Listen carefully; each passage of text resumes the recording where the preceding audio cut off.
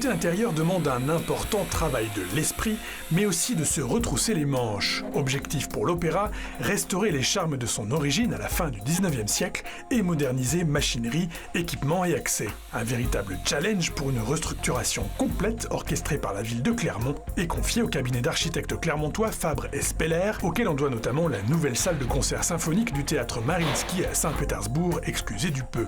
Il faut dire que la tâche est délicate. C'est une rénovation complexe par le site, puisqu'on est sur la place de Jaude et on n'a aucun recul pour les installations de chantier. C'est une opération complexe de par l'environnement, puisque nous avons des magasins, donc nous travaillons en site occupé, des magasins qui sont situés en rez-de-chaussée. Et complexe car se déroulant dans des délais très courts, 18 mois seulement. Il s'agit alors de ne pas négliger la phase de concertation avec la vingtaine d'entreprises concernées afin d'optimiser cet agenda rigoureux tout en respectant les exigences d'un théâtre à l'italienne centenaire. C'est de l'analyse de plans, c'est de l'analyse de situation, c'est des sondages sur le bâtiment existant. En fait, c'est un travail masqué, mais qui est réellement sur le chemin critique de la réussite de cette opération.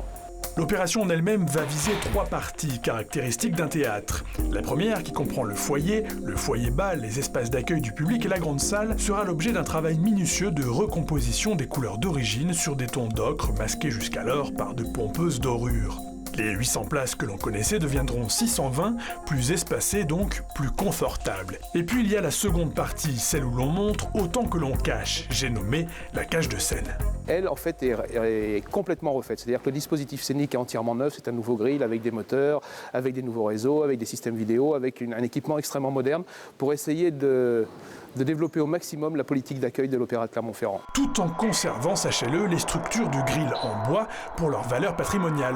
Enfin, la troisième partie consacrée, elle, à la préparation des spectacles sera entièrement revue. La partie arrière, qui est traditionnellement destinée aux loges, au catering, au foyer, eux sont complètement reconditionnés. Les planchers seront neufs parce qu'aujourd'hui, ils sont dans un état extrêmement vétuste.